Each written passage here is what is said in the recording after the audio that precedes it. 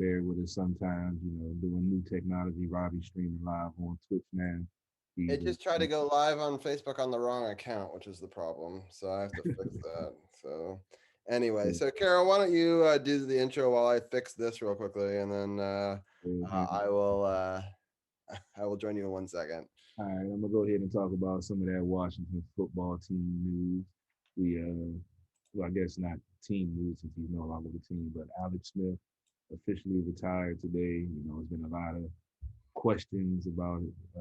We were talking about behind the scenes about, why wouldn't he retire with the team and save the team money? And Dujanet broke it down very well. Matter of fact, I'm gonna see if I can find that message that because me and Robbie were having a great discussion about it, not knowing how it would affect the salary cap with them releasing him in the dead cap money.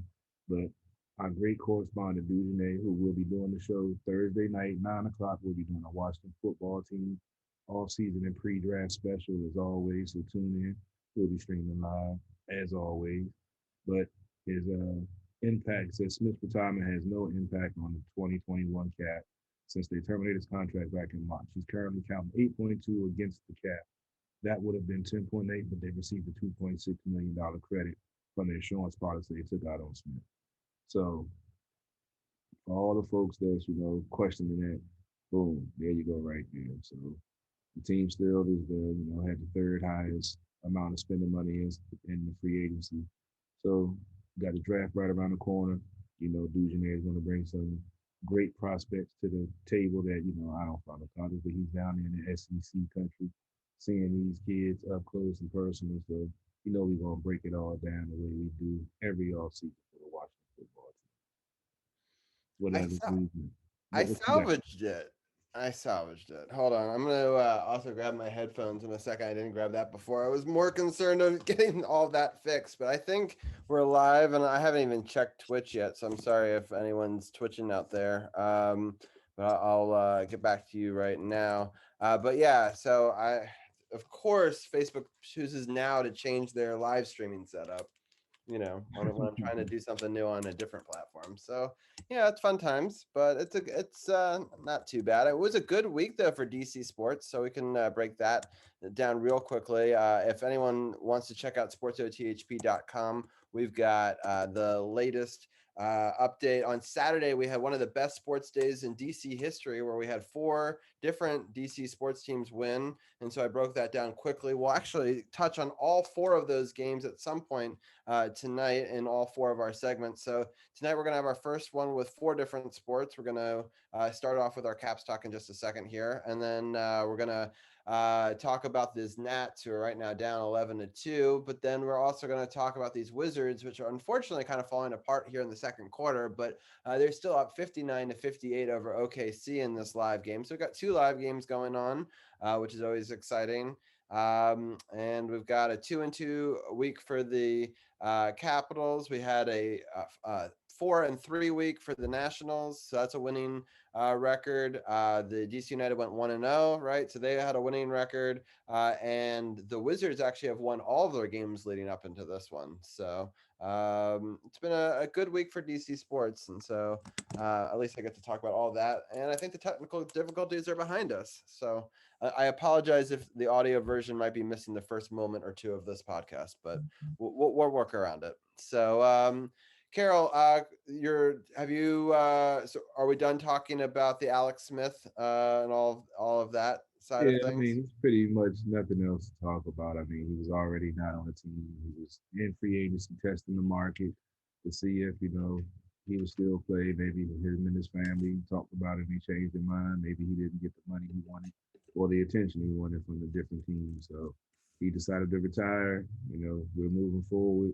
He's, got a nice bank account where he can do whatever he wants for the rest of his life and his family be taken care of. So it's time to move forward. Draft right around the corner, baby. Perfect. Yeah. Well, okay. Well, I don't want to waste too much time. I'm sorry with the short technical difficulties to start it, but let's um let's bring in Anna and we can talk some of this hockey. Some good, some bad, 2-2 week, but I'm excited to break it down. It's okay. You can refer to me as a technical difficulty. No, it's not only you. There's Oh no. plenty of blame to go around. So we did try to replace Verona for anyone who wants to know the background of that, but we'll deal with that another day. But I'm really happy with the new guy that we got.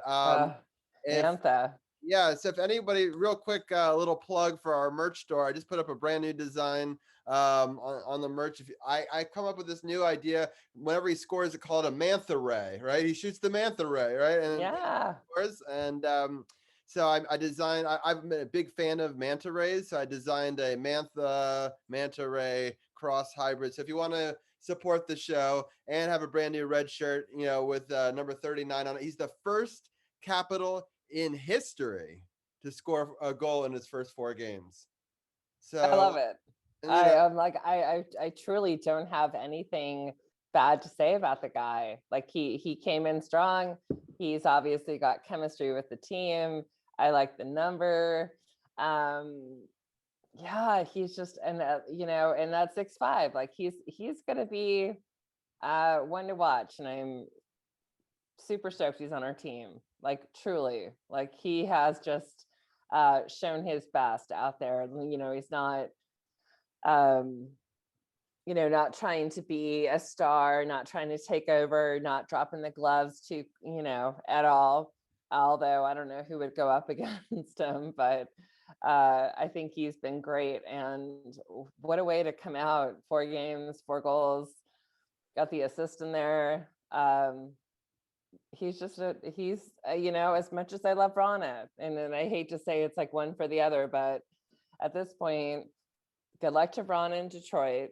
I know he scored in his first game, but like, let's go with Mantha and these moving forward with the Caps. I'm super happy with it. Yeah, that line with him and Wilson is it's sick.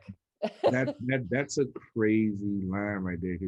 For the second power play, right? So I just wanted to, because they're not on the same line on the regular, the lineup, because they're both one on one line, one on the second. But on the power play, they're lethal as a second, because that's where we've seen them most play together. It's on that second power play. It's just I love the way he plays. He's physical, and he has skill. He has a hell of a reach, and he covers ground well, and he plays a 200-foot game. He doesn't take off in any zone. He's always playing, and that's what you want, and that's what you need for your team to be successful. And it's just going to trickle down through all 4 lines when they see other folks. It motivates them, and it gets them wanting to do the same thing. So, like I say, we're getting close to the end of the season and postseason, so this is the right time for them to start getting that chemistry and getting that feel for each other.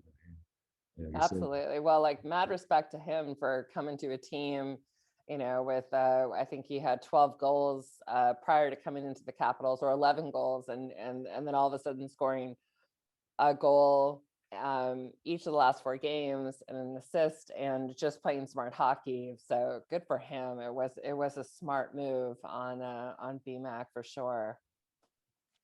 Yeah, I definitely agree. So do you want to break down the scoring in the first game, and we can move on from there? Yep. So last Tuesday we had the Caps playing the Flyers. Capitals completely dominated the scoring in the first period with goals from Sherry, Wilson, Backstrom, and Hagelin.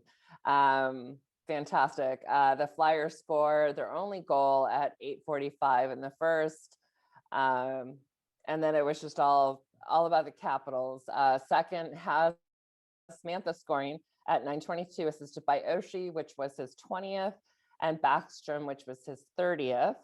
And finally, in the third period, the captain scores his 22nd with a power play goal assisted by Wilson. Assisted by Wilson and Sherry.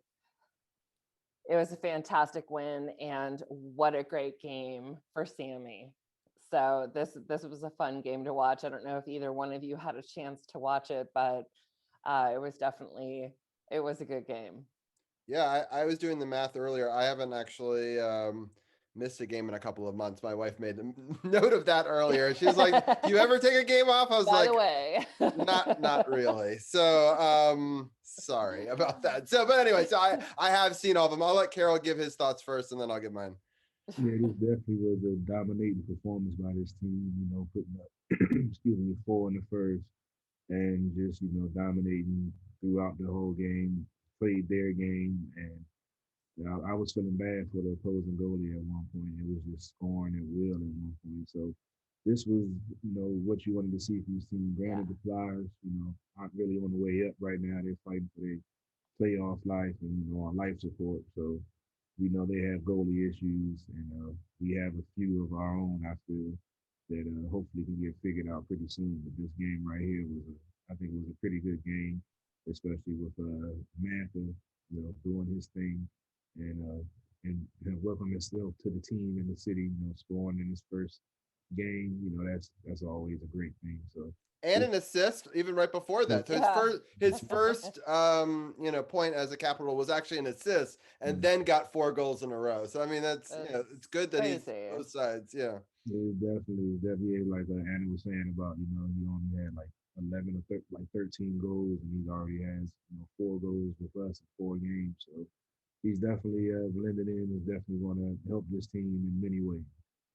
Yeah, I was trying to like have people halt and say, hey, if this is like a Tom Wilson type guy, like let him join a team with a really good center, because people are like, oh, he had decent centers in Detroit. He played on the top line. But the thing is like the team around you either picks you up or it drags you down, right? Yeah. So, like, if you're constantly losing, you're not going to put the full effort on there. If you see every man going to a T, and for me, he kind of finishes the lineup, right? I thought the rest of the lineup was good, but unfortunately, Verana was, not, consistent, right? So, I mean, he was good, but only in certain situations. And this guy, and I've talked about it before, just really digs pucks out. I mean, he scored. We'll talk about the different goals, but each one's very different, right? I mean, one that was empty net, obviously, but even that one showed that he has skill to be able to shoot it from one end of the ice all the way to the other. It's not like it's an easy empty netter goal. And then he got one where he kind of jukes some guys out, shows that he's actually pretty quick, even though he's a bigger guy. And he scored in a bunch of other ways too. So, I mean, I think all 4 goals were distinctly different, which is a good sign because you need a player. It reminds me a lot of a TJ Oshie or Wilson or an Ovechkin, someone that can score in a lot of different ways. Yeah. And I like that he's everywhere, and he's not just quick to like, I think I know I said it before, but like, he's not quick to just say, hey, I'm 6'5", I'm going to drop the gloves and be this intimidating force. However, he is, but he also plays very, very smart hockey. And like you said, different goals, different shots, different positions, much to be respected and appreciated as a new Caps player, for at least for the fans, for sure. Well, it's just funny for me because I was like, unless he gets a hat trick in his first game, I feel like everyone's going to call this thing like a dud, or like he has to score a lot. Like the pressure was on, right? I mean, because Verano was a fan favorite, so you're taking that guy's spot. So, and we gave up a lot in a lot of people's mind for it. So there was just a lot of question marks coming into it as we addressed for 20 minutes. So I won't address too long, on today's show. But I was happy to see that he could come out on fire. Sadly, you're gonna have to quickly go over the next game because it sucks and it's a really bad game. And the only thing that was really important about it was this guy right here, Nicholas. Absolutely. Backstrom. I put him front and center today. Well deserved. And but yeah, I mean, take it away. The scoring. I'll make it short and sweet.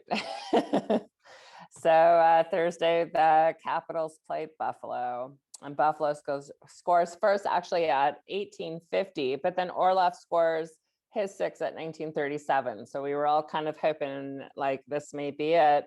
However, but I will say, no, it was assisted by Oshie. Second period, Buffalo dominated by scoring 3 goals. But Mantha scores at 9:59, assisted by Carlson and Backstrom. The third period, they scored with an empty netter. It's a 5-2 loss. Like this was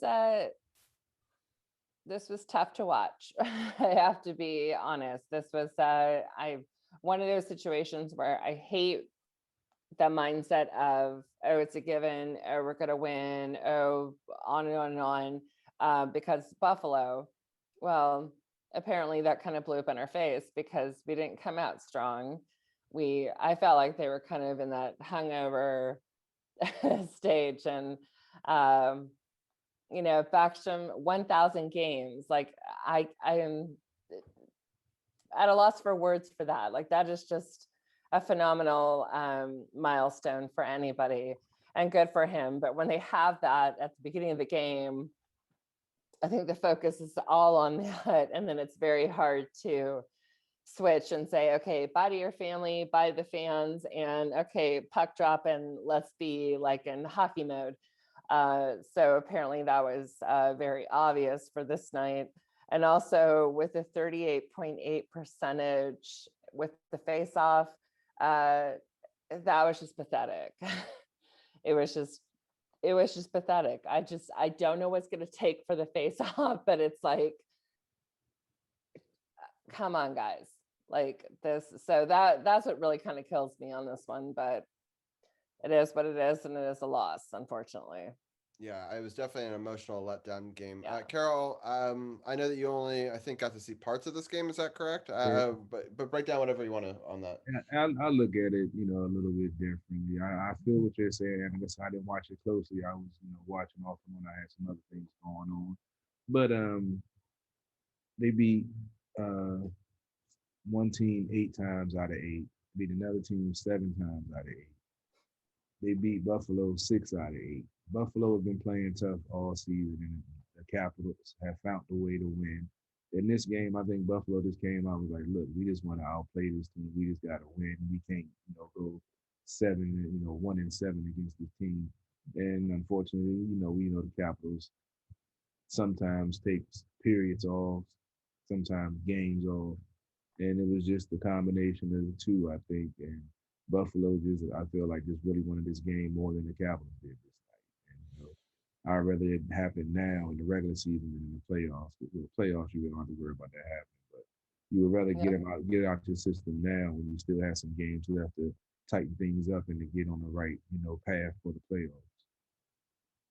Yeah, I mean, it was just a letdown of a game for me in the sense that I think everyone wanted it too much sometimes. I think you're supposed to go out and have fun. And I think that they kind of had a little bit of their fun before, and it was just very emotional. And then my big problem was if you had fans in that stadium after that, and then it carries through and it doesn't just, you have this huge emotional moment and then it's silence.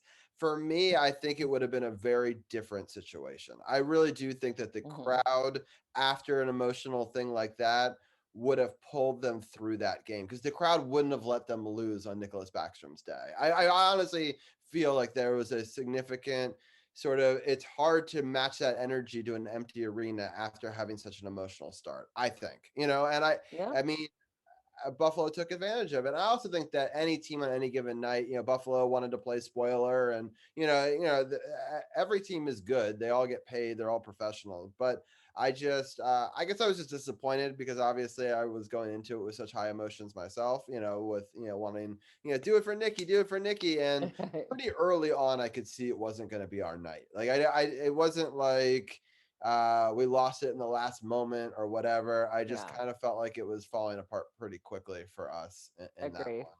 one.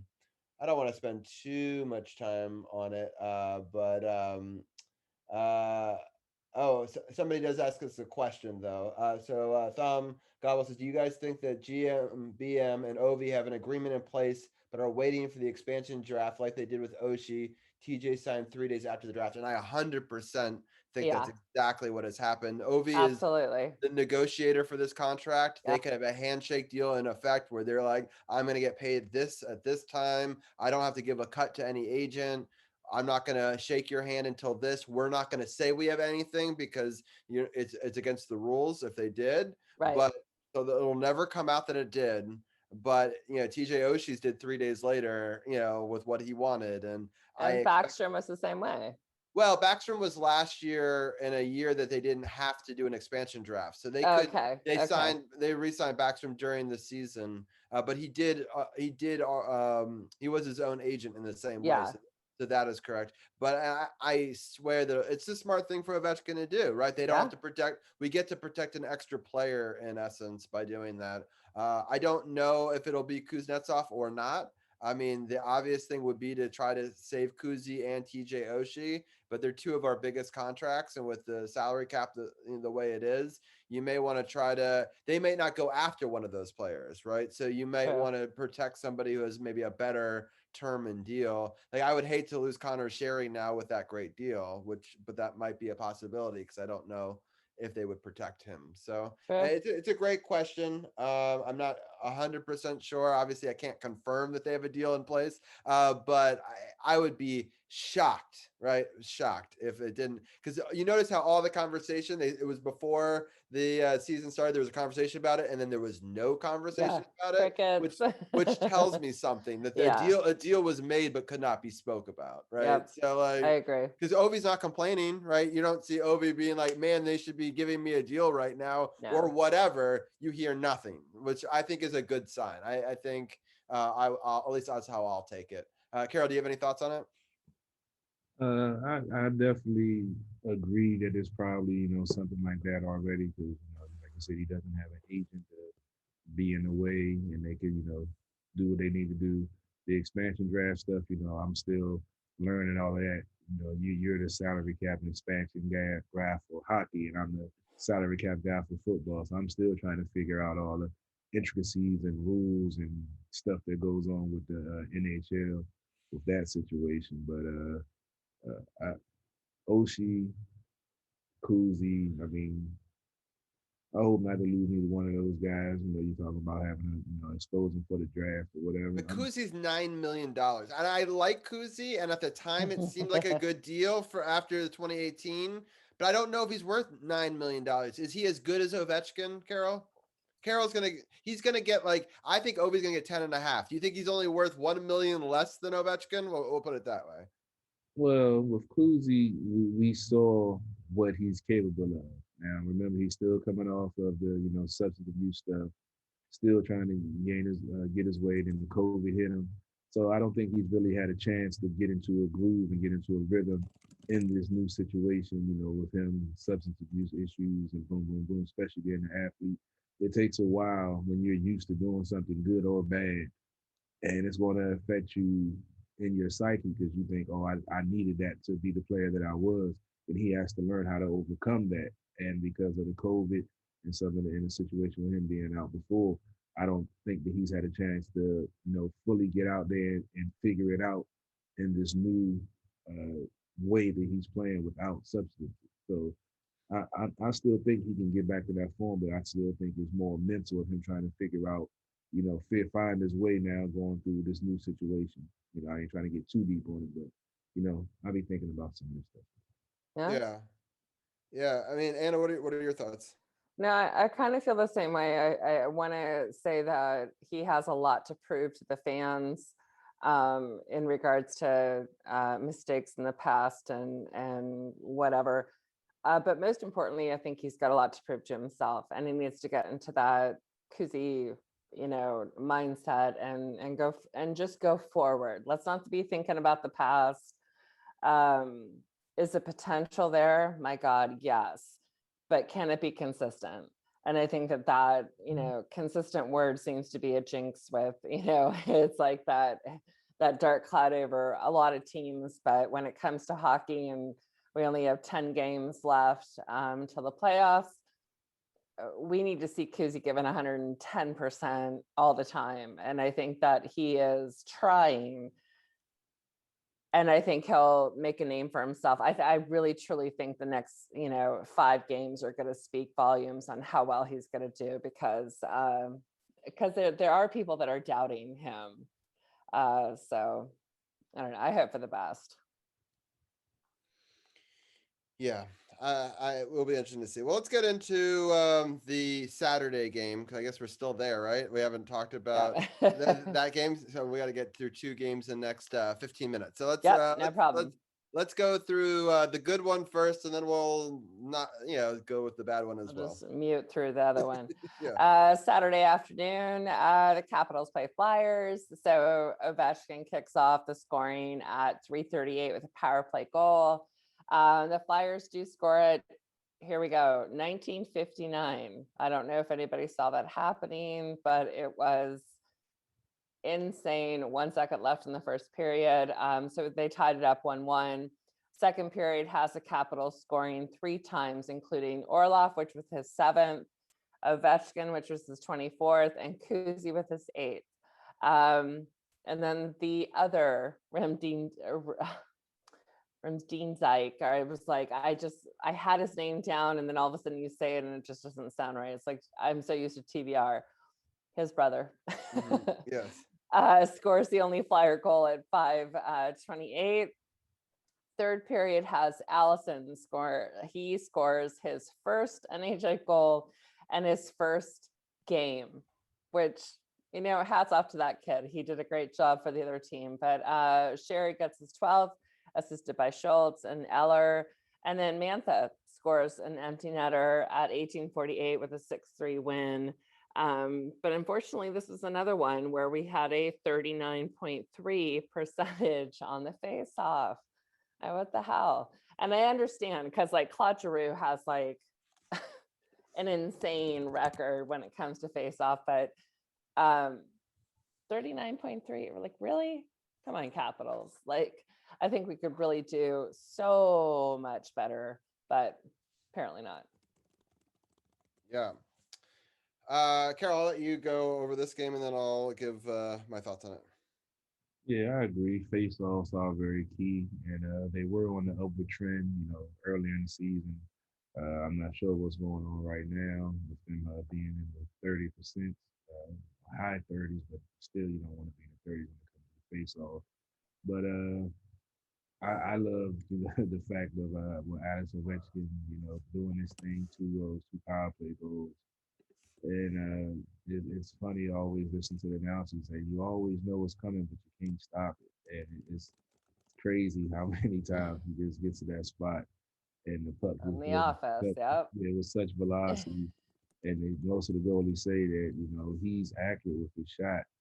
And it's so deadly that, the goalie is just hoping that it hits a part of his body because it's so hard to pick up because it's always traveling so fast. And it's just amazing to see what this guy has been able to do over his career and still continuing to do.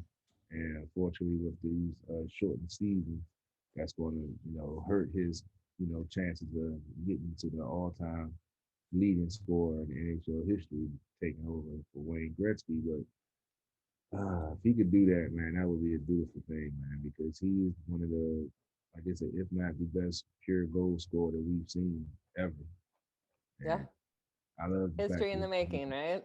Exactly. That's why I love covering it, and I love covering Ovi and the Caps. And it's, when you can see he's breaking records on a weekly basis, sometimes nightly basis, and it's just good to see greatness. That's all I can say. Yeah, it was a really exciting game. It was fun. Anna and I actually did a post game for this show, so we gave some of our thoughts on that. So if you want a longer, I know that today we're going to do a little bit shorter, abbreviated, but if you want a more prolonged look, you can go back to that video. But the Russians came to play both from the goalie position to Ovi. For me in this game, it kind of solidified. I love both goalies, and I don't want to make a goalie controversy, so I don't want to I'll start with that. But for me, I think Sam's going to be the guy because he's been at this level a little bit longer, and I think that veteran leadership will come through.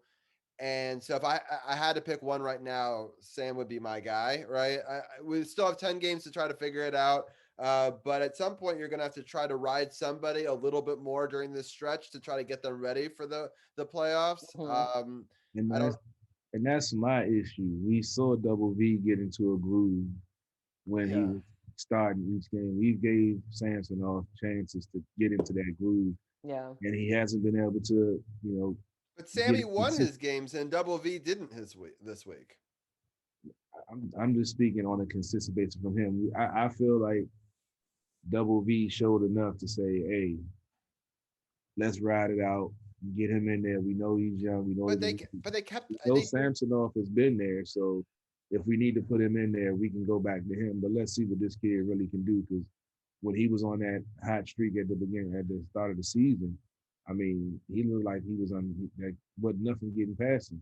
And I think with the more games that he had under his belt, the more comfortable he got. And now sharing time with Samsonov, he hasn't been able to shine like he was, being locked in like he was, being a rookie in this league. Now you know Samsonov, he's had some 800 save percentage nights, and you can't have that at all in the playoffs. No, I understand. I'm just looking at the week that was, and um, right? Didn't I'm just double checking to make sure that I'm 100% right on this. Yeah, Sammy won both of them. Double V lost both of them, and to me, um, Philadelphia, especially in that second one, is going to come in hot. They want revenge, right? So he Mhm. was able to do it. Where I mean, and the team is tired against Boston, and I think Boston just kept on. It was a physical game, and it was a Yeah. wear it out sort of style. And last week we got Boston on the Sunday game when they were on a doubleheader, and I even warned of this, last week on the show that they could get us this week in the same way, and Yeah. I think that they did. But for me, like Sam just seems to stand on his head in the key moments in that Philadelphia game where I didn't see Double V. Now, I think I don't blame Double V for either of the losses fully. I think it's a team effort, and the team played better in front of Sam than they did in Double V in these two games. But it'll Mhm. be interesting to see going forward. We've got a big layoff, and then we're going to have the Islanders. There's 3 games against the Islanders. Who's going to get 2 out of 3, right? Because I don't Right. think either is going to get all 3. It'll be interesting to see how that goes. But just going back to this Philadelphia game for one last second, I was really excited. John Carlson had the 4 assists, first game ever. It showed the good John Carlson. In the next Yes. game, we're going to see the very Not bad so John much. Carlson. And so it's this really interesting player where John Carlson was responsible for the first 4 goals in the other game, where in the next game, John Carlson was a -5. Right. Yeah. So he's just directly responsible for almost all the goals, and 2 of them were 100% on him. Not just he's on the ice, but like we're actually because of John Carlson. So Yeah. it's just it's frustrating, because obviously John Carlson puts the most minutes on the team of anybody. But you sort of live and die by that sort of high octane and style. But on this day, he was great. Ovi obviously, climbing up the power play leaderboard, also climbing up the road multi-goal scoring one. So he tied Wayne Gretzky's record for most multi-goal games on the road. So that's kind of an exciting thing. And just overall, just a really great game. And Mantha would score for his 3rd game in a row, so that was exciting as well. But let's just quickly get into the not so good one, and then we'll talk about what we're gonna do with these Islanders games coming up. But Anna, quickly break down yesterday's scoring, please. I'll break it down. We lost. Yeah, it was a blah Sunday afternoon game. This was hard to watch. So Boston scores twice in the first, but Oshie scores his 15 with the tip in at 1950, assisted by Backstrom. So yay. And then Oshie opens up the scoring with the power play goal at 3:48, followed by Mantha scoring his 15th with the power play goal, assisted by Orloff and Eller. Boston scores 3 more times, 5-3 loss. Or I should say 5-3 going into the third, and then there was an empty netter by Ratface. So at 18-16, and it was a 6-3 loss. So blah. This was a hard game to watch. Truly. Yeah. It's a rough one. Carol, I don't know how much of this game you got to actually watch. I think you I said you didn't actually watch got to many. see none of it. I recorded on the DVR, and once, like I told Anna, once I saw my Sean had 4 points, I did not even watch it. No. So all I do is give a quick scoring update. The Nats game is currently 11-5 in the bottom of the 7th. They have 2 on and 1 out. Oh, he just took a huge cut at it. If he had connected there, God, he could have made it 8-11, but it didn't make contact. Still fighting, trying to get back in this game. They're currently 5-8. We'll be getting the Nats talk shortly, breaking Yep. down the games. But Yeah, that's all I really have to say about that ball. And the Wizards are up 75-65 with 6:18 left in the third quarter, which we'll also talk more in Wizards talk coming up. I'll just give my quick thoughts on it. Obviously, they scored the first two goals. The big one that kills you is the shorthanded one, right? Yeah. Because they had bloodied our guy. Yep. And you're like, oh man, Eller got hurt for the team. You've got a double minor for the blood. You can do so much with that, and ultimately, they get scored on, and then Yeah.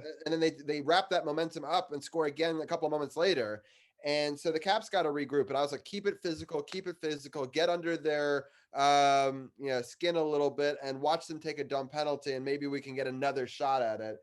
TJ Oshie scores at the end of the first period, so that gives us some life. And then exactly what I was talking about or thinking about happens about 3 minutes into, or a couple minutes into the second period, where they're cross-checking each other a little bit, and then a really stupid penalty by who was it? It was Connor Clifton, drawn by Yeah. Connor Sherry, and because of that, on that situation, they were able to take advantage twice. They were able to score, get a reset power play, and then score again. And that shows Anthony Mantha's great, power play ability. And have him on the Absolutely. second line, I thought was key. And then I was like, oh man, momentum's going our way. And then Brad Marchand stole it away again, and yeah, he scored another one a little bit later as well. And Yeah. Krejci So Carol, scored. just deleted off your. So they had 3 2-goal scorers in that game. So Bergeron, Krejci, and Marchand all had 3. And Marchand actually tried to find Bergeron for the hat trick, but he saw that he was behind the play and decided to get his second goal himself for that empty netter. So just disappointing. They ran out of steam in a lot of ways, and that's kind of where we'll leave that. They have 3 games against the Islanders Thursday, so big break here. Thursday at 7, Saturday at 7, and then Tuesday at 7. The Tuesday at 7 will be the one back in Washington, be the first game for Capitals fans back in Capital One Arena. But we will talk about that game more next week. Yeah. But we will only have 2 games to recap next week, so it'll be a more condensed Capitals talk. It'll be both against the Islanders. Yeah. Carol, who gets the first game? Who gets the second game in these Islanders? Do you not split it? Do you want to see one player get 2 games in a row? Yeah, I'd say you let 2 games in a row. Like you said, you got to figure out who you want to ride into the playoffs. So you gotta give them some consistency and chemistry on the team, on the ice with the team. So if it's going to be Sammy that they're going to ride, I say it's time to start putting them in there for 2 out of 3 or 3 out of 4, so you can start getting locked in for the playoffs. Because to me, that's the only question mark with this team right now. The goal. Yeah, for me, this is a trial right here, right now against a This team is you it. probably play right now, second place team or third place. I mean, they're all shifting around right now. It doesn't really matter. But it's a potential playoff team that you may see either first round or second round. And but most likely second round if we were able to make it past the first round, and that would be a brutal game in the second round of the playoffs. A rematch of playoffs, of series that we've seen before between these teams, with our old coach against us.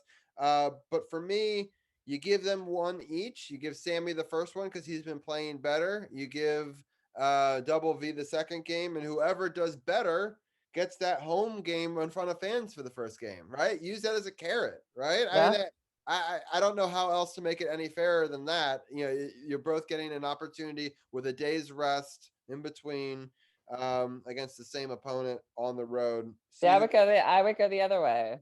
Okay. I would go V-Tech first and then Sammy. I just feel like Carol mentioned before that Vanacek, I mean, he stood out. I mean, my God, no one expected what happened to Sammy with COVID, and Vanacek to come in and do as well as he did, and he did. And so I think we have to remember that he has no, he doesn't have the like the history for, that he is still young and everything else. But man, he came in and played strong for the Capitals in the beginning and has had some amazing saves. And I think that we need to not forget what he did in the beginning. And so I would go Vanacek first, Sammy, whomever plays better goes in front of the fans. So I'm still kind of pulling So for same double V. idea, but put Yeah. double V first. I actually like that idea. He's very rarely played 2 games actually in a row with losses, Yeah. right? And this one was 2 games for him in a row, but they were not the team's 2 games in a row. So you know what? I might change my mind. Maybe double V does go first. You've convinced me, and then Sammy gets that Saturday night. Yeah. And maybe if double V plays really well, you give them both, right? So like Maybe. I'm We know that we know the potential's there. We know the drive is there. And I think that this Boston game God, Gil and I had the argument last night that, here I am pulling for John Carlson for the Norris Trophy, and he's like, he's the worst, and on and on. And I was like, all right, he had one bad game, but the game before was fantastic, and then there's that lack of yeah, but the problem is the lack of consistency. yeah. If he didn't get it last year, where I think he was doing better Yeah. with the consistency thing, he's not getting it this year because he's already like third or fourth in the running. I think Yeah. with there's some other really great players out there, but I will say after the Saturday game, he's right up there in the leaderboards for the NHL stats. I'm gonna pull him up right now, but he was able to get his 32nd assist in that Saturday game. So yeah, John Carlson is leading the league in points with 42 points currently. I don't know if Adam Fox is playing today or how he's doing. He's there at second. And he's in fifth place in goals with 10.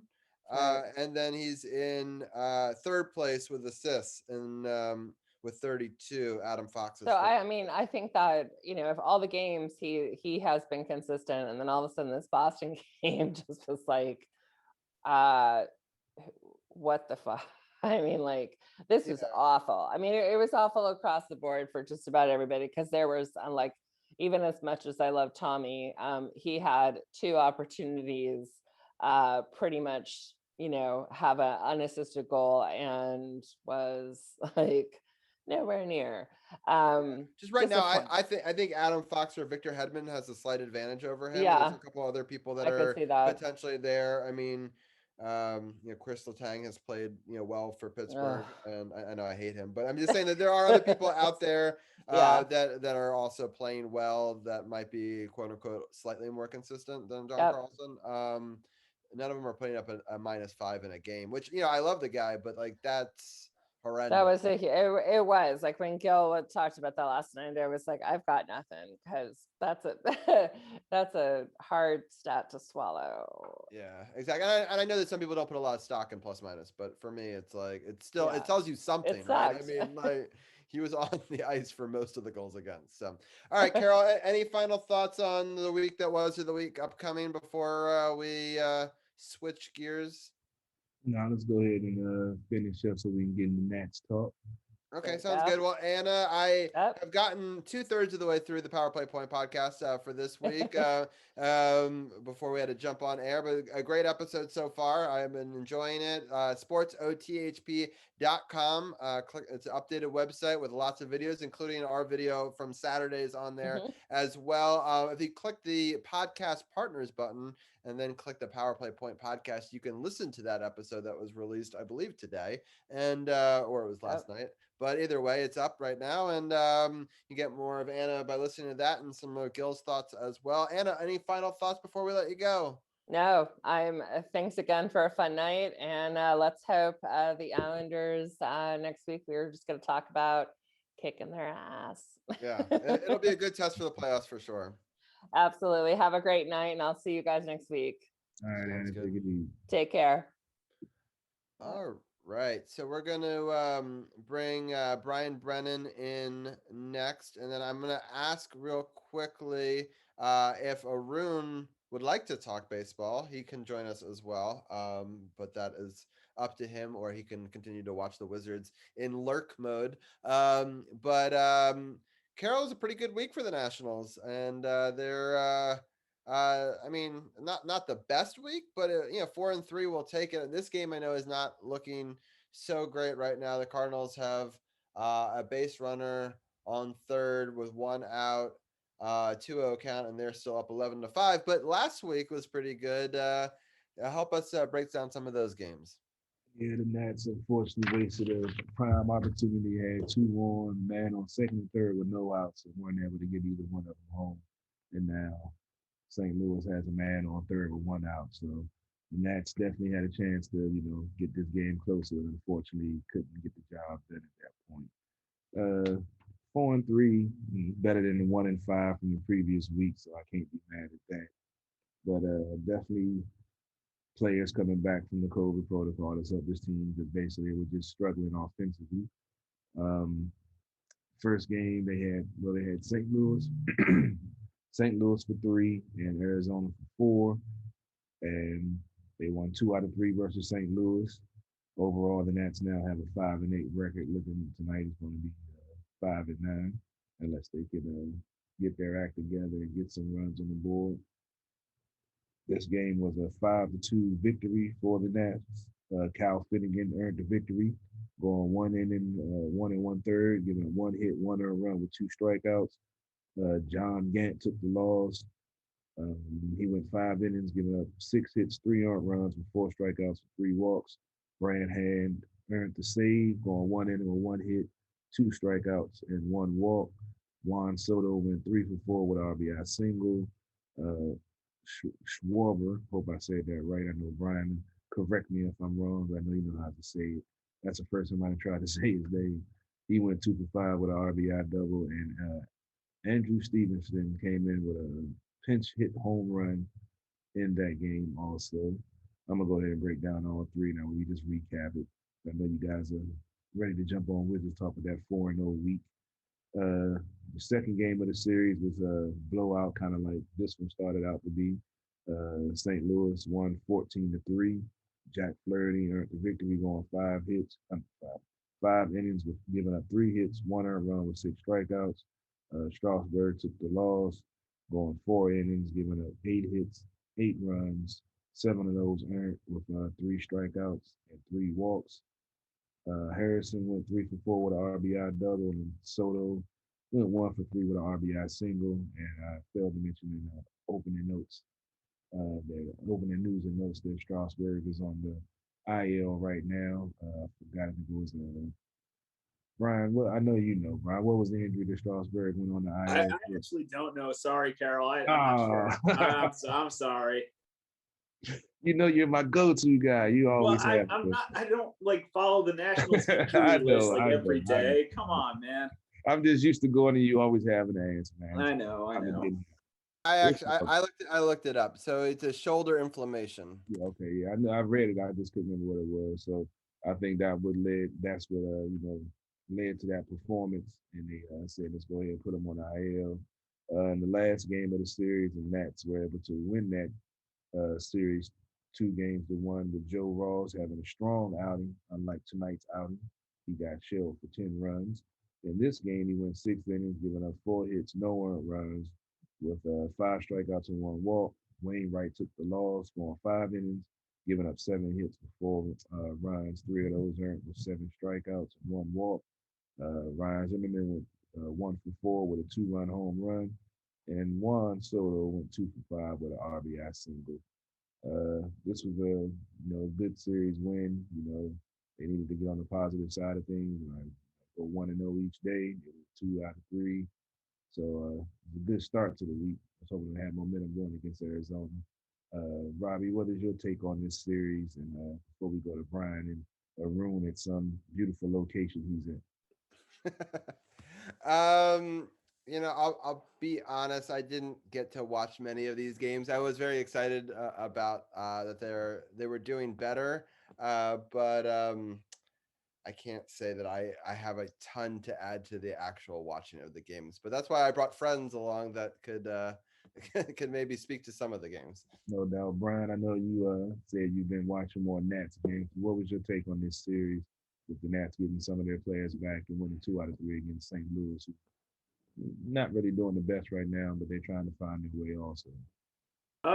Unfortunately, the one game I did watch in this series was the game where Strasburg got shelled.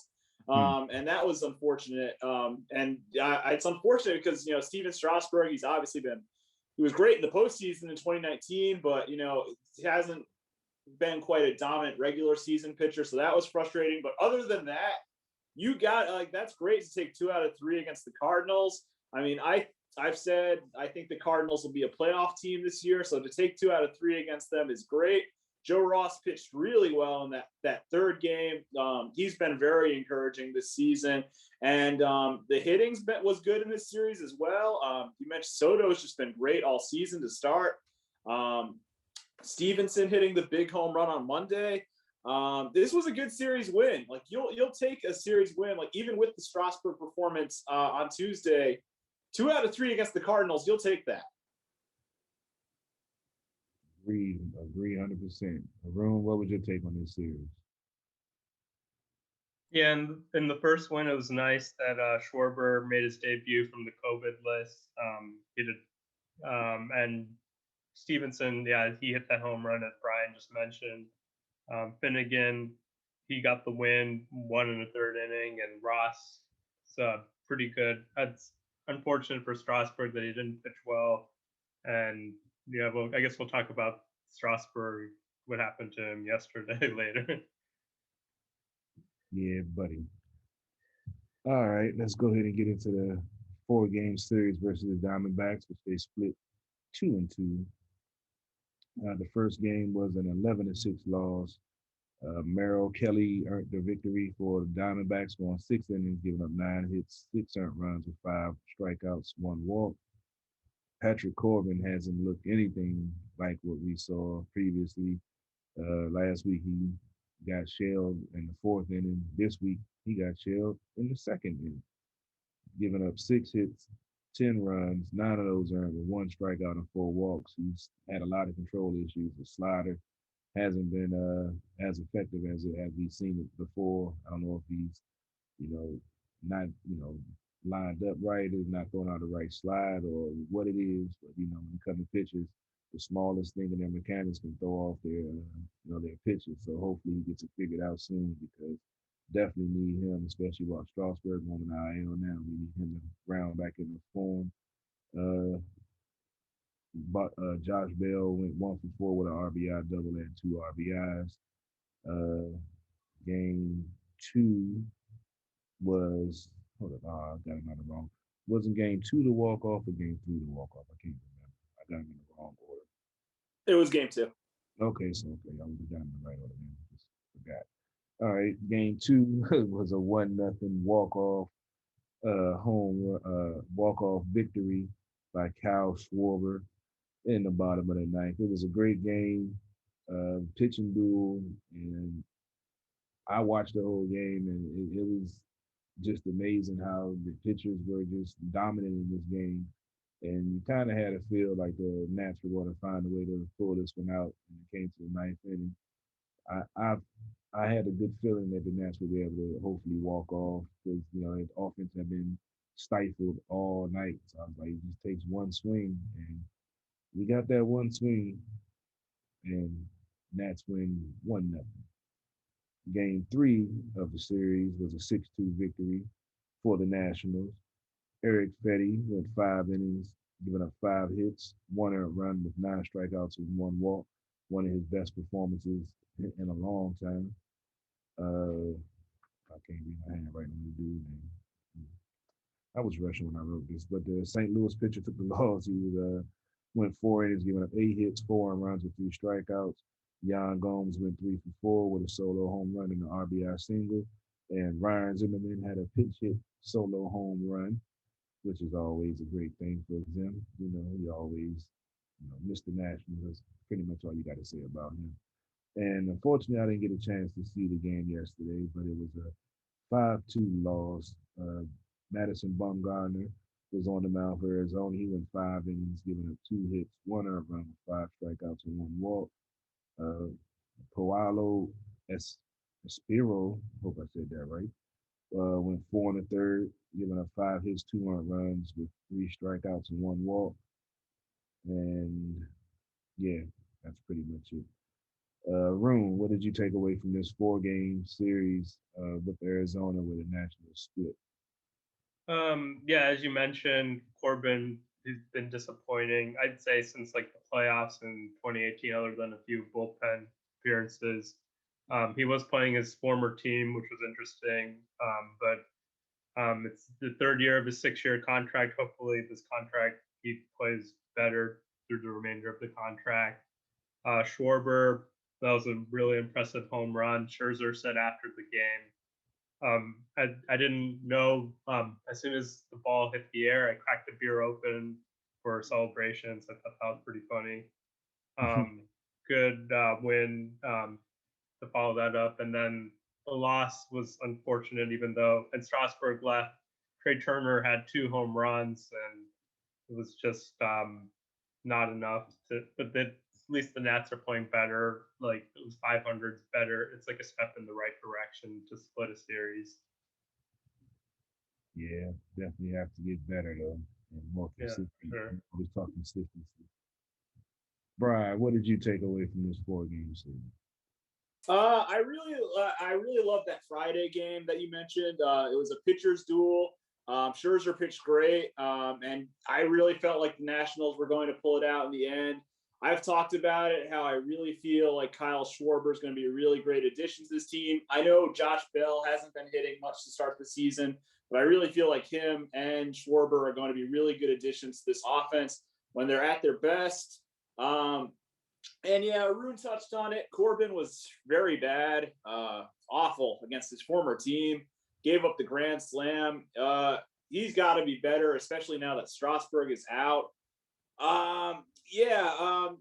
You probably want to take 3 against Arizona. They're not a great team, so you probably want to take 3. But the win on Friday was dramatic. And Saturday was a good win too. I watched a good portion of that game. Fetty pitched well. So you probably want to take 3, but you'll take 2. True. Yeah, 2 is better than 1. 3 would have been better than 2. Yep. So I'd like to get 3 out of 4, but like I say, it's still early. Nets aren't really, they're in last place, but they're only 3 games out of 1st. So no big deal. Robbie, did you get a chance to check out any of those 4 games? He's probably muted again. Sorry about that. Yeah, so I'm watching this basketball game. The Wizards are just falling apart. They went on OKC just went on an 11-2 run, but the Wizards were able to score a bucket right there coming out of the break, and then actually had some defense there. But right now it's 94-90 in the Wizards game with 8:20 left in the 4th quarter. But no, I unfortunately did not watch many of this weekend series. For me, it's hard for me to get into baseball while there's still basketball and hockey around, but I'm happy you guys break it down. And, I do check box scores and, see how we're doing, but you guys have broken it down far more than I could. No doubt. I go over the upcoming schedule and let you guys get ready to get into your NBA roundtable. I'm actually watching the Dallas, Detroit hockey game, and they're going into the shootout. It's tied 2-2. The Nats are down 12-5. St. Louis ended up tacking on the run after the Nats didn't add to their deficit of lack of hitting at the proper time. And they, as we say, we're playing St. Louis right now, 7:05 start tonight. They have a 7:05 start tomorrow night and a 4:05 start on Wednesday. Then the Nats travel to good old New York to go face the Mets. They have a 7:10 start on Friday, a 4:05 start on Saturday, and a 1:10 start on Sunday. Brian, as we see the Cardinals look like they're going to take the first game of the series, do you think the Nats are going to be able to take 2 out of 3 from this team again? I think they can definitely bounce back. Tonight hasn't been pretty. It sucks for Ross. Ross has been pitching so well before this. So it sucks for him to have a stinker like this one. And so I expect them to bounce back. I think they'll come back strong. And then as far as the Mets series go, I'm not sure how it lines up, but if they can avoid Jacob deGrom, that would be great because Jacob deGrom is obviously the best pitcher in baseball, and he's been dominant to start this season. So as long as the Nationals can avoid Jacob deGrom, I think they have a good chance of beating the Mets in that series. But yeah, tonight didn't go well, but I have a feeling the Nationals will bounce back. They'll at least win one game of the next two against the Cardinals. And if they can avoid Jacob deGrom, they can definitely beat the Mets. Solid. What do you say about these two series? Yeah, they'll be good, as Brian said, if we can win. I would hope to win one of the two, and hopefully two. And the Mets, they've been playing better. They were beating up on the Rockies recently, and they swept the Phillies. So hopefully the Nats can win that series against a division team. Yeah. I agree. I hope that we can at least go 500 for the week because we just got to start to pile up a couple of wins here. And it doesn't look like we're going to get one in tonight's game. Yeah, just gave up a 1-out triple.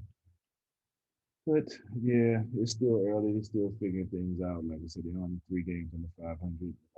4 games under 500 after tonight, but still plenty of time.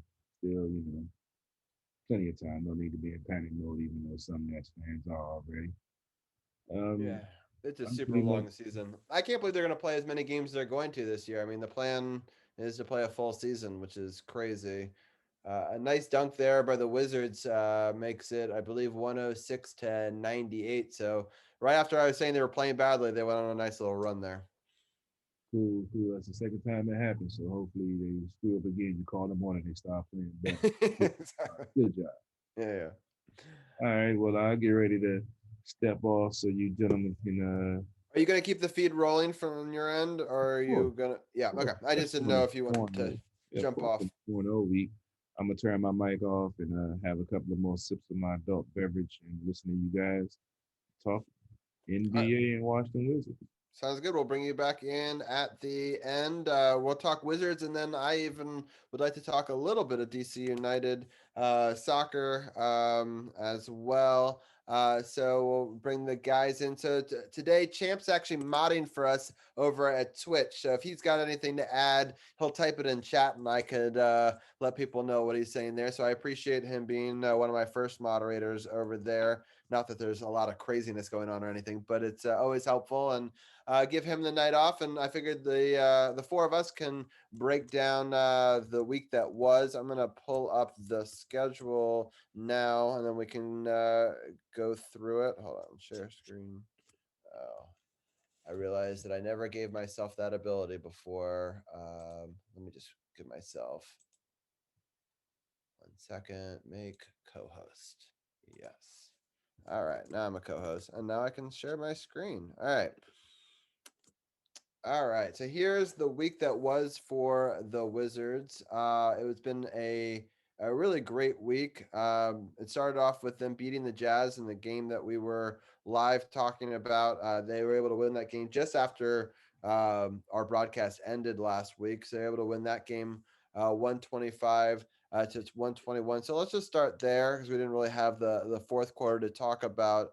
The Jazz did make a good game of it. They scored 33-27 in that fourth quarter, and the Wizards were able to hold on to win. If people missed last week's show, Utah came out really on fire, scored 42 points in the first, and I thought they were gonna be done for.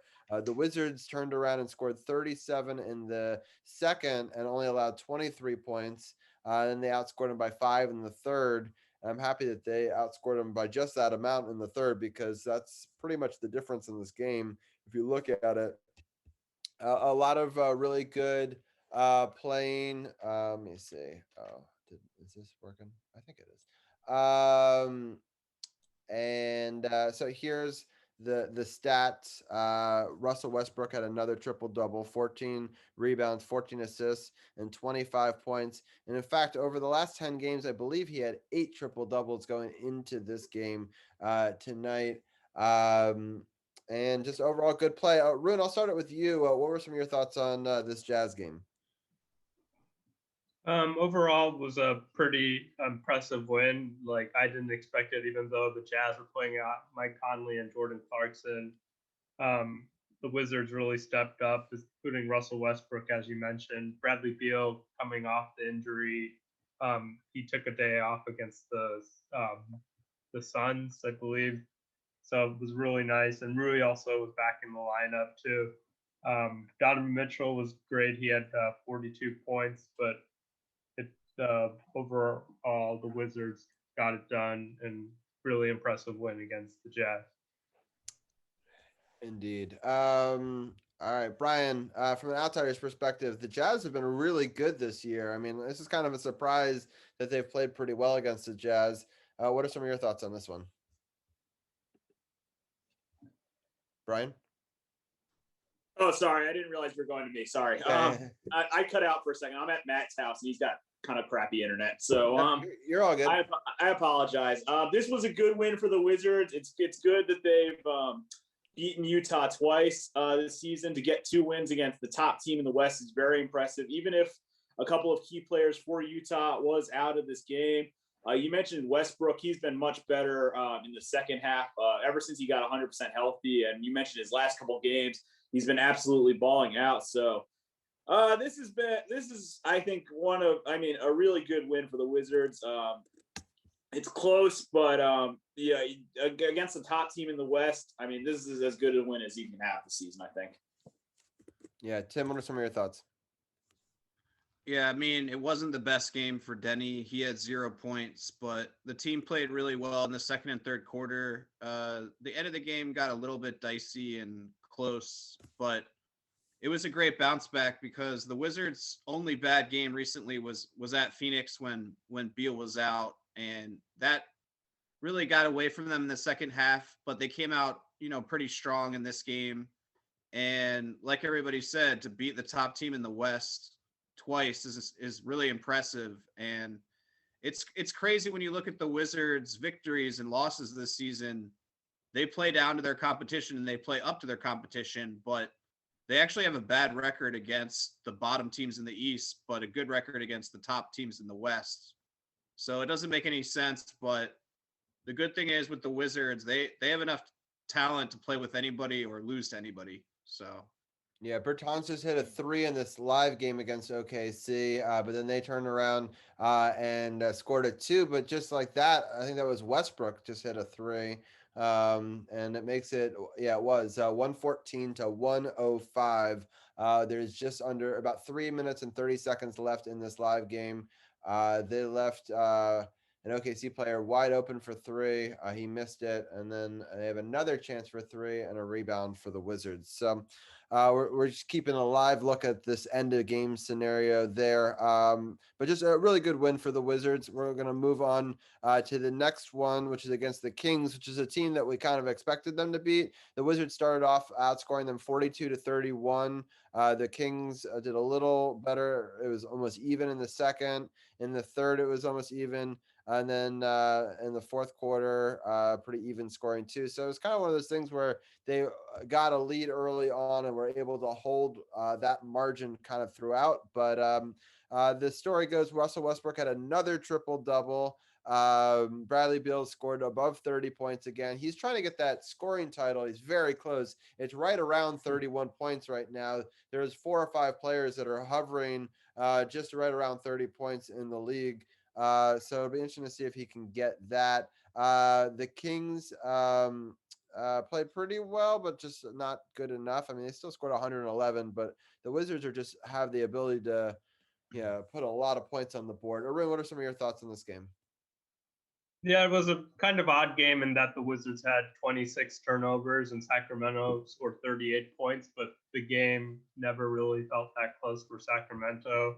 Maybe a little bit towards the end when the Wizards were bogged down in the fourth quarter towards the end of the game and trying to let Sacramento back in the game. But even then, the Wizards won by double digits. And yeah, as you mentioned, Beal with another 30-point game. Russell Westbrook with his 170th triple-double of the season.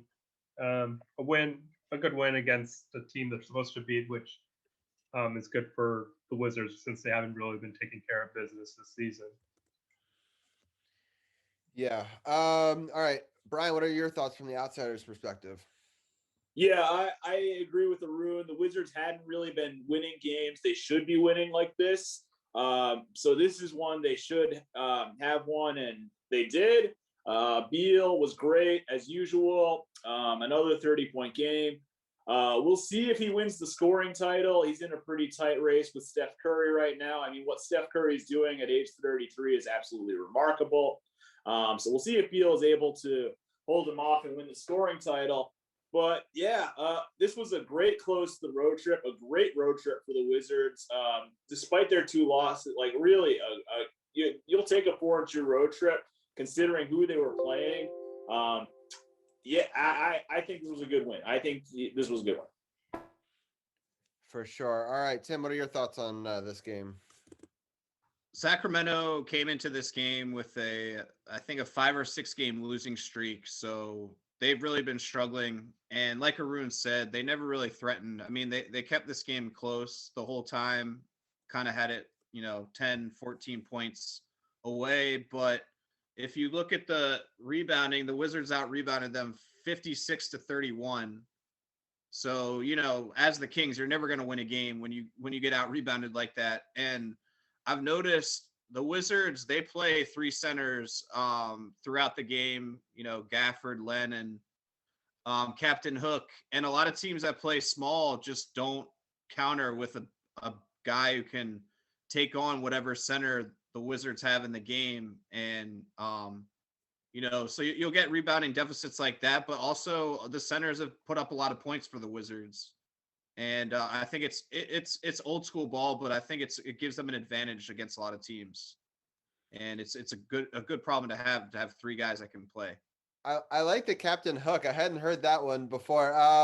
He's actually in the game right now, Robin Lopez. He's played much better since the hair has gotten tied back. I feel like when it was flopping all over the place, he wasn't playing as well. So it's in his eyes, probably. Yeah, exactly. So the Wizards are up right now, 116-105, 2:20 left. It's OKC ball. So that's why I had the live score up there. Let's get into the next game, which is the Pelicans one. This game, pretty even all throughout. The Wizards were kind of down. They were able to force it into overtime, and then were able to win it by overtime. Where I just felt like in this game, Russell Westbrook kind of took over at the end. He was 1 assist shy of a triple double. For him. So it's 15, 9, and 36. But we needed all those points, and he was a big factor in the 4th quarter and in overtime. Bradley Beal had 30. Arun, what were some of your thoughts on this game? Beal, he did have 30, but it took him 29 shots to get the 30 points. Rui only had 6 points, which was disappointing. Russell Westbrook, you're right, he did come through to the end of the game, especially the free throws. I don't know if it was really a foul, but Zion didn't really argue, so maybe he got him on the elbow. And Gafford was great in this game. He had 4 blocks and his career high. I mean, with the Wizards, anyways, 18 points. Overall, they held Zion Williamson to 50% from the field, and he's been shooting 80 or 90% against most teams. So overall, the Wizards actually played really good defense in this one, even though I think they actually could have come away with the win in regulation, but it's nice. A win is a win, and another win against the Western Conference team. So they're saying Russell Westbrook has 26 triple doubles, 36 point assist double doubles, and then he had I lost it, but I think they had the most had so many games in a row. Was it 21? I just missed the stat, but games in a row where he's had a double double. So he just misses it in one statistical category, but he almost always has it in 2. Which is still very impressive. And right now, we're just a half a game out of 10th place, which is that final spot. Captain Hook, as Tim affectionately called him, just made a big shot to kind of, well, I don't know if it will seal the deal, but it puts him up 11 with 1:11 left. So it should. It should be the dagger, but you never know with the Wizards. So I don't want to call it too soon. But it was a big play nonetheless. So I just want to let people know about that. Brian, what are your thoughts on this New Orleans game? Yeah, so it's kind of funny because the Wizards actually played the Pelicans. The Knicks actually played the Pelicans twice this week, and the Wizards game was in between that. So I actually think I saw a lot of the Pelicans this week, and I actually think they have a lot of talent on their team between Zion and Ingram, and Lonzo Ball's a nice player too. But I just think they're young and they're kind of going through some growing pains. They're in a tough Western Conference. When they all piece it together, I think the Pelicans will be a really good team in the West. But this was, another good win for the Wizards. You want to keep the momentum going as much as possible. It's good after a long road trip to come back home and to get a win like this, and to start the homestand off right. Yeah, good win for the Wizards. Awesome. Tim, any final thoughts on this one before we move into the last game? I'll just say real quick, I think this is a game that the Wizards would have lost early in the season, mostly because Westbrook wasn't healthy and he played a big part in this game. But I just think they're a more confident team and have the rotations a little bit better. So this was a nice win to see when you could totally see it slipping away at the end. Yeah, Westbrook just got fouled. He has 12 points, 10 rebounds, and 17 assists. So he squeaked another one in, right? So Cassius Winston's in, so the game is officially over. Right, 119 to 107. He made some free throws there. We just got a rebound, and that'll be the game. There's 40 seconds left, 20 on the shot clock, but they're just going to probably get it all the way down, and I would assume just shoot a shot. But yeah, this is a good win for the Wizards. I mean, the Thunder have been reeling lately, and the Wizards have been on fire. So 11 straight losses for the Thunder. Yeah, so this is what had to happen, but at the same time, who knows with the Wizards? So they've been playing down to the competition. So anyway, the next game that we're going to talk about real fast is the Pistons Wizards game. This game was part of that 4-win Saturday that I was talking about earlier. That we've already talked about the Nationals winning on that day. We've already talked about the Capitals winning. This is the third win. Which again, it's over a team that they should beat, but they've lost to this Pistons before, I believe, in a game that we thought they should win, if I remember correctly. Yeah, correct. So Bradley Beal had 37 points. Russell Westbrook had another triple-double, 14 rebounds, 11 assists, 15 points. It's crazy that they're so ho-hum about it. Like, how excited can I get when he does it every night? But it's still incredible. Like, I understand that the most triple doubles are happening now than any other time in history, whatever. But it's still like, you still have to do it. Like, it's still a hard thing to accomplish. And he's averaging a triple double right now for the season, which is incredible, which he's done before. But I believe only 2 players in the history of the league, including him, have ever done that. So, so that's pretty incredible. The game recap goes, it was pretty even to start. The Wizards took the lead by 6 points at halftime.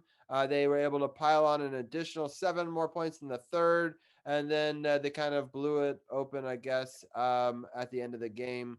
And Arun, what are some of your thoughts on this game?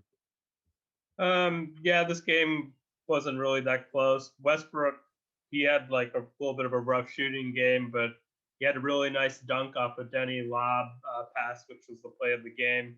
Beal with 37 points. I think he's going to lose the scoring lead after tonight's slate of games. He had 37, though, which was nice. But Steph Curry's averaging 40 points per game in his last 10, and he just put up another monster game. And so I think this time, in a couple of minutes, you're going to update the scoring sheet, and Beal's going to be behind Steph Curry for the leading scorer. So that's but overall, nice win against a team that they lost earlier this season. Here's an interesting statistic that Wizards fans may or may not know.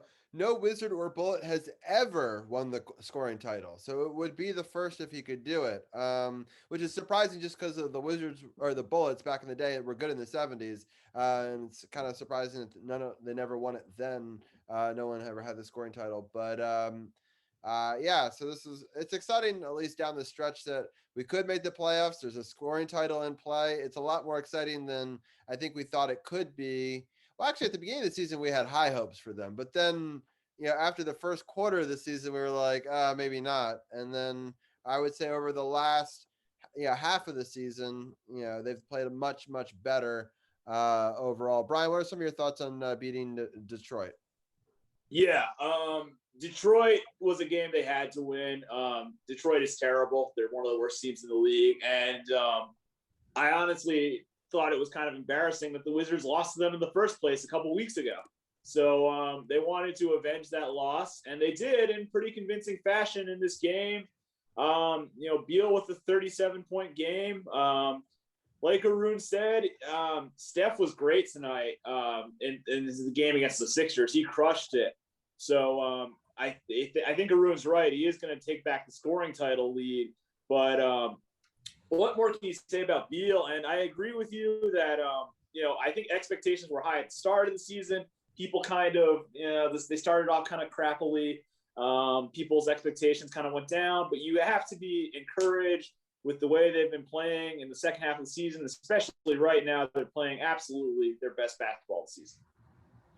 For sure. Tim, what do you have to add to that? Yeah, this was a bad start because they were tied after the first quarter, but I think the Wizards woke up and just really took it to the Pistons in the second and third quarter. And I love that the team is healthy. They have Davis playing well. This is probably the best month of his season. So, I saw they played 14 guys in this game, which is great. They've got a really deep team now. They're, knock on wood, hopefully done with the COVID crap. So I think they're going to continue to go on a run, and they really do have to go for it at this point because they're right there with the 10th seed, and they have the easiest schedule of the three teams there, although they don't have the tiebreaker. But I think they do have to go for it and try to make it into that play-in game at this point. There's, you can't tank unless maybe we have a bad week. We can talk about tank next week. Right. Yeah. At this point, I think you go for it, right? Just play it, see how you do, try to, evaluate talent. I don't know. It's at least more exciting for us to talk about than the tanking scenarios. So, as a fan, you always want your team to do well. I get, that there's potentially good players out there, but it could be a similar situation like to hockey and other sports where who knows what the scouts can really see this year. And, it's not like there's a ton of people that are popping out at you saying that we need to get this guy, tank for this guy or whatever. So in those sort of seasons, I mean, you could get a steal in a later round also in this kind of a year. So, there's not anything guaranteed by getting into the lottery that you're going to get a significantly better player. And the weird thing is if you get in the play-in and you lose, you're still in the lottery. So we could get the Wizards could get the 10th seed, lose that round, and still be in the lottery. It's not really going to change where they end up that much. So yeah, for sure. All right, well, let's get into the last game, which is the game that just happened, and we're going to actually recap it right now. So that way next week in our upcoming schedule, I'll just mention the upcoming schedule really fast. It's Wizards at Warriors. The Warriors are at the Wizards on Wednesday, and then the Wizards are at Thunder on Friday, and the Cavaliers are at the Wizards on Sunday, and the Spurs are at the Wizards on Monday. So next week will be a post-game show as well. So we're going to use today's post-game, so that way we can do the Spurs Wizards and only have to go over 4 games next week with that. That game against the Warriors on Wednesday at 7, I believe, is the first game for fans to come back in the building for Wizards games. So it'll be interesting to see, how that goes. And then they're going to the road to play the same team they're playing tonight. And then the Cavaliers are one of those teams you got to beat because they're aren't they one of the teams that are in the mix? Or are they? They're bad. They're think bad. they're even below the Wizards. Yeah. Yeah, so we got to take care of business there. And then the Spurs game will be a tough one because the Spurs always play us tough, but it's a game that I think you got to win at least 3 out of these 4. But real quickly, let's recap this. The game started off strong for the Wizards, outscored them 38-25. The Oklahoma Thunder had a great second quarter, outscored them 33-26. The Wizards had a good third quarter and a good fourth quarter, and are able to hold on. And we kind of recap the fourth quarter live on air. But the important stats right here is Russell Westbrook did get another triple-double, 11, 17, and 3. Now he's got a winning record with the triple-double games. It's one of the stats that I've been watching. No player who's ever had more than 20 triple-doubles in a season has ever had a losing record in those triple-doubles. And for a long time in this season, he had a losing record, but he's won a bunch of the last couple of games. So it's good to see that the triple-doubles are turning into victories and not just filling the stat sheet. Bertans had a great game with 21 points as well. Bradley Beal had 30. Arun, what are some of your thoughts on this game we just watched? Yeah, it was the first win that they've gotten this season without Rui, but previously they were 0-9, so that was good. Bertans, he missed the last couple of games because he had a kid, so it's good to see him back in the lineup. I guess the COVID protocol, he went through that waiting period. Beal with 30 points, he hit 3 or 4 from 3, 30 points. Curry had 49 tonight, as people have already mentioned, and Gafford, Lopez, and Len, they've only missed 2 shots, and they combined for 16 of 19 from the field, from the center position, which is pretty ridiculous. That 3 center lineup is working, especially against a 4 team like Thunder who play hard, but they're not very good at this point. It's good that the Wizards take care of business against a team that has come up with some weird wins, but they've lost 10 in a row. So good for Washington to get a win. Yeah, I want to talk about Daniel Gafford, for a bit. He, I thought that would pull up his stats over the last couple of games, but he's been playing phenomenal for us. Brian, what are some of your thoughts on him? Yeah, I thought it was a good move to get Gafford from the Bulls. I thought it was a low-risk, high-reward type move because he was a first-round pick, and in general, first-round picks have a lot of potential. You look at the stats; he's been great, and you mentioned it, Robbie. The 3 center lineup has been good. I was actually talking about this with Matt earlier. The Wizards they start Alex Len. But then they use Robin Lopez and Gafford more towards the end of games, kind of in a closer role almost, and that's been really good for them lately. As far as the game tonight goes, I expected them to win. The Thunder are without Shai Gilgeous-Alexander, who's their best player by far. Couldn't recognize half of the players out there for the Thunder tonight. They're not even playing Al Horford, they're not even playing Al Horford. I expected the Wizards to win this game, and they did. 5 wins in a row. Wizards are streaking. Yeah, I'm trying to pull up. I don't know where the game logs are, but anyway, he's been playing well for us. 7 games played, about 17 minutes per game, making about 7 field goals. And I just think that he's been playing solid. 11 points, which is actually pretty good for him compared to how he was doing. And they seem to be deploying him in good scenarios. So I've been pretty happy with what I've seen. Tim, what are your thoughts on him and tonight's game? Yeah, I love Gafford's defense too. You saw he averages over 2 blocks a game in DC, which is great. So he's a rim protector. I'm kind of surprised that he didn't get more minutes. I guess he was in Cleveland, right? So they're not a very good team, but Chicago. Oh, sorry. Well, they're same thing. I mean, they're not very good, but sometimes people just need a change of scenery. And I think the Wizards won that trade. They also have Hutchison, which he's been all right, but I think he's probably hurt now. So it wasn't only him in that trade. And I mean, the Wizards, I just like the way they're playing. It's clear from some of their wins earlier, they can compete with anyone when they bring their A game. So their last 20 games, or I guess 19 now, are very winnable. There's only a few in there that I would say they probably will definitely lose, but I think they are in the best position to, like that Lakers game, but I think they are in the best position of the 3 teams right at the 10 seed to get it. And I can't say I'm happy they kept Brooks, but I think it probably was the right move. I think if they brought in an interim this year, I don't think it would have turned out like this.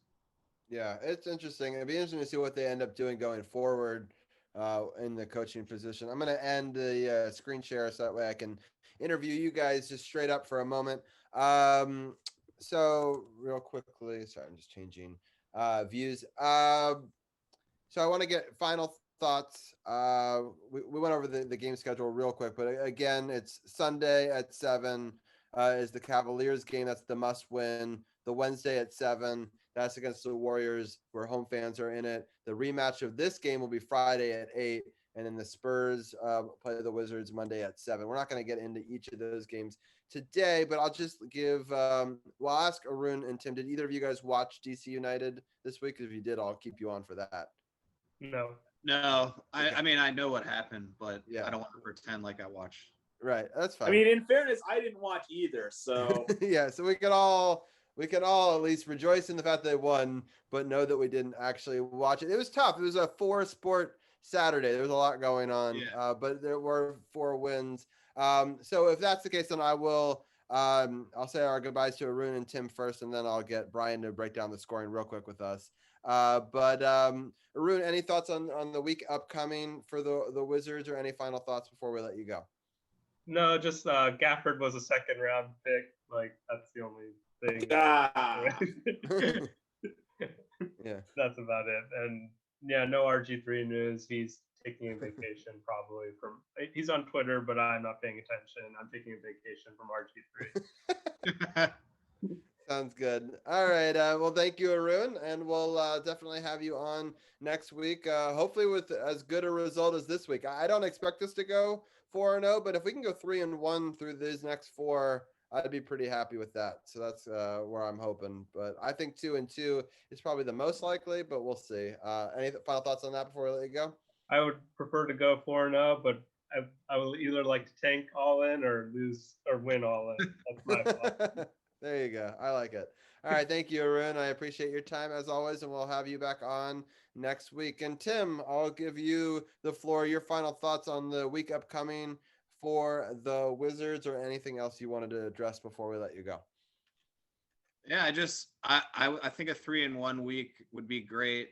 I could see 2-2 as well, but I mean, if they keep playing like this, they could win all 4. So it's just great that like you said, the season's still relevant, and we get to see the young guys develop in games that really matter. And yeah, I mean, besides that, I'm glad to see the Nats get some of their players back. I hope they play better.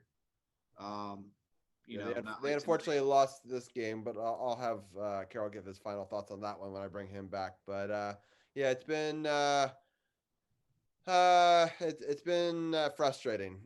Obviously I want them to do better, but I also between watching the other sports, it's hard to watch all of them at once. Yeah. So I'll definitely care more once basketball and hockey season are over, but hopefully hockey season won't be over for a long time, and maybe even basketball. You sneak into one of these playoffs, it's a weird year. You don't know what happens. We've done well against the top teams maybe we could help the Knicks out by beating Brooklyn or something in an early round, or please. Yeah. So that would be good. All right, well, Tim, thank you for joining us as always, and we'll have you back on next week. Thanks. See you guys. Bye. All right, Brian. I know that you didn't see it, but it was against your New York team. So I'll let you give the scoring update for the DC United game. Yeah, so I didn't see any of this game, but it was actually a pretty good game. All the scoring was done in the first half. NYCFC scored first. Castellanos scored the first goal in the 15th minute, but 2 goals from DC United, one from their new signing, Heinz Ike, who's supposed to be pretty good. a beautiful goal. I mean, I watched the highlights. I didn't see the game live, but I watched the highlights. His goal was really nice. And Russell Knaus, he's been a player for DC United for a while now. He got what eventually proved to be the game-winning goal in the 44th minute. Obviously, this is a big season for DC United. Didn't make the playoffs last year. New manager. Want to bounce back strong. So to win against NYCFC, who I believe will be a playoff team this year in the MLS, is a good start to the season. You'll take this, and they've got a tough game this weekend against New England too. Do you know how New England did in their first game? I don't know how New England did in their first game. I can check very quickly. They drew 2-2 with the Chicago Fire. Got it. So it'll be interesting. It's so hard to know early, and Oh, soccer yeah. is a long season, not as long as baseball because it's not as number of games, but the amount of months of soccer that happen, it's a lot. So it'll be a long time before we know who's really good and who's not. With results and stuff. Well, thank you for breaking that down. I know that you have a special edition of Upon Further Review with Brian Brennan, where you're doing an Ask Brian segment, and that's coming out. Is it tomorrow? Tomorrow. Yeah, tomorrow. So people should check that out. Actually at midnight. So in about an hour and a half. Oh, cool. Sounds good. Yeah. So after this, people can go check that out. If they go to sportsothb.com, click the podcast partners button, click Upon Further Review with Brian Brennan.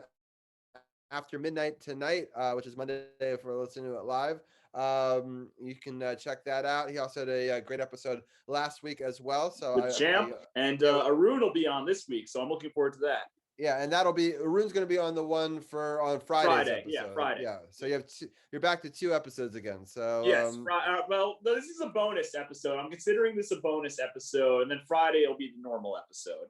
Perfect. And then next week, I'm hoping to get a soccer expert on because of this gigantic new European Super League. I'm hoping somebody can help me sort out the mess for that. So that should be exciting as well. A lot of great content coming your way. Yeah, and I do want to give a shout out to Champ. Champ was on the show with you last week. If people missed that, Yep. You guys did a great breakdown of the wrestling and WrestleMania and all that. So a great show. I know Champ wasn't on tonight, but he was helping me mod. So shout out to True No Spots Pod over on Twitch. And I know that he's got you guys covered with the No Spots podcast. I'm sure that they'll cover all the latest wrestling news across all the leagues. So check that out also on the podcast partners button. But Brian, thanks for joining us, and we'll have you next week. Have a good one, guys. Talk to you next time. All right, sounds good. See you, man. All right, Carol, give the final scoring update on that unfortunate Nationals game. Oh, the final score was 12-5. I'm actually watching the post-game press conference by Davey Martinez. I don't have the subtitles on, so yeah, I'm doing the same, and I've both post games on with Scott and Davey, and neither subtitles. So I have no idea what either is saying, but I'm sure Scott is much happier than Davey. So definitely. The Nats player getting the mark. You got to go out there and go try to get a victory and try to get this series win. But yeah, we're going to get out of here. We actually got done before 11. We're early. There you go. So still me. I got to be to work a little early tomorrow anyway, so we can call it a show. As always, appreciate you guys tuning in, sharing, liking, all the new fans on Twitch, all the fans that's on Robbie's feed, it's on my feed. You can always follow us. Go check out sportsothb.com. Oh, that was one thing. Sorry, before we go, I didn't see some news things that popped up on my feed. I wanted to thank a lot of people for tuning in, including Greg, who mentioned that Kuzi's only 7.8 million. So I thought it was closer to 9. It's Backy that was 9.2, which is totally worth it. So Kuzi is 7.2. Carlson is at 8 million. So he gave me a little update on some of those contracts. So that's going to be, that's a long contract for $8 million for John Carlson. So hopefully he has more of those good days and less of those bad days going forward. So I just wanted to thank them. And I also wanted to give a quick little shout out. We're going to be rating Young Sub 3. It's a subathon. This is one of the guys that I'll have on next month. I just wanted to give a quick little shout out for the show next month. On the 5th, we're going to have Josh Turk. he's going to be on. It'll be like a Cinco de Mayo party. It'll be fun to have him on. And then on the following week, that game also, by the way, there'll be a Rangers game live on. So we'll do a live scoring updates on that with the Rangers game. The Rangers will also be playing on that Monday, a couple days earlier. So we'll have live Rangers scoring updates on 2 shows that week on my Twitch channel. And then I also wanted to give a shout out for week 2 will be rivalry week. Me and Carly Sings on Twitch. She's rooting for the Bruins. I'll be rooting for the Caps live on air while I interview her. So that'll be a crazy, crazy show since she's one of my mods and I'm actually one of her mods. So it's going to be a battle of friends who hate each other's teams in an interview style. So definitely tune in next month for a couple of those. I just wanted to give a couple since the dates are there. And Young Sub will be our 3rd guest later on in that month. So that's why I'm going to rate him tonight for his big 1-year celebration. Well, let's see, we got a lot going on. I always catch you at the bar radio on Sunday night, 6 p.m. I always bring you current events, politics, sports, and of course, the best independent music around, the best interviews of local, regional, and worldwide talent. So be sure to check us out. If you're looking for a new or used vehicle, make sure you come hit me up down in Waldorf Honda, 2450 Crane Highway. Down there just about every day. Just hit me up, inbox me, and let me know what you're looking for, and we get that deal done. And on that note, I think it's about that time we got up out of here. You know, on my feed, I'm always going to with a couple of videos and stuff on some independent artists that we interview on Sunday at the end of our show. So always about cross branding, always about networking, always about exposing new people to new things. So be on the lookout. Sports OTHP, True Radio Network, At the Bar Radio, Eric Kusa, Beats by CP3. You know, it's a long list, but you know, when you got network affiliates and you got partners and sponsors, that's what it's all about. But we out of here tonight with DC Sports about the politics. It's not catchphrase, it's not just a motto. It's what we do. See you next week.